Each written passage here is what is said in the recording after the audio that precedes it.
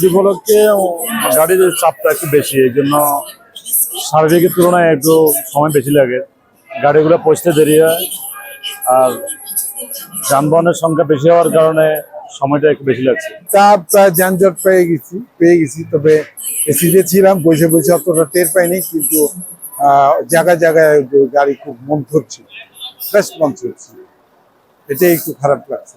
বাস ছিল 7:30টায়, কিন্তু বাস আসলে কাউন্টার পর্যন্ত আস্তে আস্তে একটু সময় লাগছে, কারণ রাস্তায় ঢাকার রাস্তাটা একটু জ্যাম বেশি, ওইখানে একটু রাশ বেশি। আর এরপরে ঢাকা থেকে বের হইতে হইতে আপনার প্রায় 9টা বেজে গেছে, কারণ বাসের স্টপেজ বেশি এই জন্য। আর হচ্ছে যে জ্যামগুলা, ওইটা হচ্ছে